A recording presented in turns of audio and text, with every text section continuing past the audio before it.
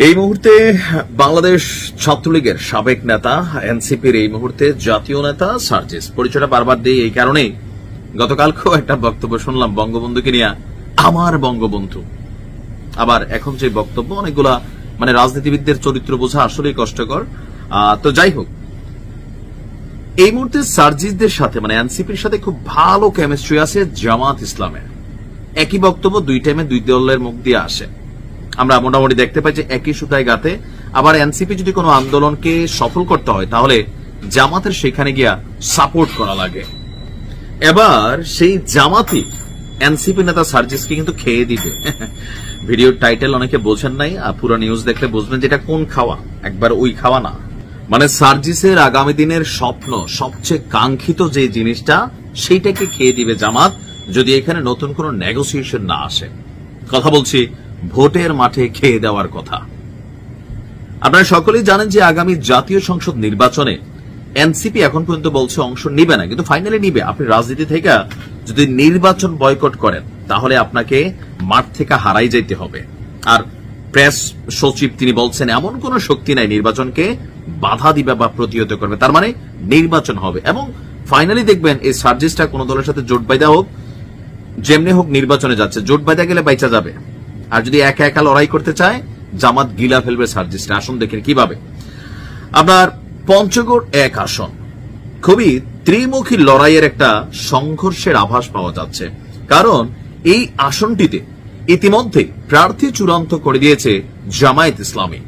তবে এখন পর্যন্ত বাংলাদেশ জাতীয়তাবাদী দল তারা বিএনপি ওইখানে কোনো প্রার্থী চূড়ান্ত করেনি। তবে ওই আসনে বেশ কয়েকজন বাঘা বাঘা ক্যান্ডিডেট আছে বিএনপির। এর পাশাপাশি ওই আসন থেকে আপনার জাতীয় নাগরিক পার্টির উত্তরাঞ্চলের মুখ্য সংগঠক সার্জিস আলম তিনি প্রার্থী হতে যাচ্ছেন। ইতিমধ্যে দলীয় নেতাকর্মীদের নিয়ে সভা সমাবেশ ছাড়াও উঠান বৈঠক, নির্বাচনী কার্যক্রম অনেক কিছু তিনি শুরু করেছেন। আর জাতীয় সংসদের সাবেক স্পিকার ব্যারিস্টার মোহাম্মদ জমির উদ্দিন সরকারের ছেলে ব্যারিস্টার নওশাদ জমির আগামী নির্বাচনে এ আসনে প্রার্থী হচ্ছেন, এটা প্রায় নিশ্চিত।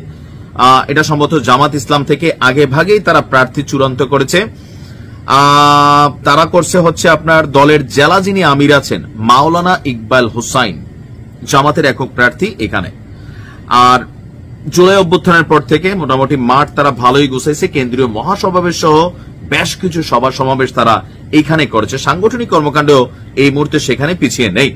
তবে সার্জিসের যে মাঠ আপনার এই পঞ্চগড় এক আসনে, বিশ্লেষকরা বলছেন বিএনপির একটা ভোট বাক্স এলাকা, জামাতের জনবান্ধব রাজনীতিতে ব্যাপক পরিবর্তন আসছে সেই এলাকাতেই, এবং জুলাই বিপ্লবের অংশীজন হিসাবে সার্জিস আলম মোট এই তিনটা শক্তি একসাথে লড়াই করবে এই পঞ্চগড় এক আসনে।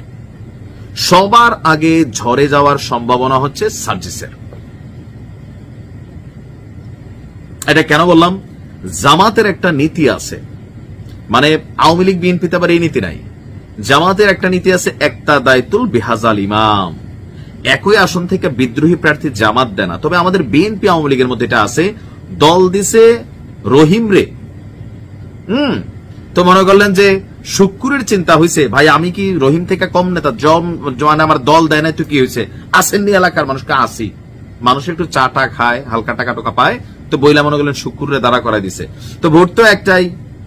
বাংলাদেশের অধিকাংশ রাজনৈতিক দলগুলোর মধ্যে যে কর্মীরা আছি আমরা, দলীয়গতভাবে এলাকাতে মার্কা টার্কার সমানে ভাই যেদিকে আমরা এদিকে, এরকম একটা গ্রুপ আছে। তো ওই গ্রুপ থেকে শুক্কুর একটা ভোট খাইয়া লেছে ধরেন বিএনপির অথবা আওয়ামী লীগের, আর একটা ভোট পাইছে মার্কা, এর মাঝখানে চলে গুটিবাজি। তো সবকিছু মিলাইয়া এই জায়গাতে আইসা ফাইনালে যেটা আমরা বুঝতে পারছি যে অন্য দলগুলোর ভোট ভাগাভাগি হয়, কিন্তু জামাতের হয় না, আর বাকি আছে এনসিপি। তো সবকিছু মিলাইয়া এই আসনটাতে জামাত জয়ী হবে, এটা আমার একটা ধারণা। কারণ জামাতের ওইখানে সবকিছু যথেষ্ট স্ট্রং। সার্জিস নতুন, ভোট পাবে না তা না, বাট জামাতের সামনে টিকবে না। ভালো থাকুন, আসসালামু আলাইকুম।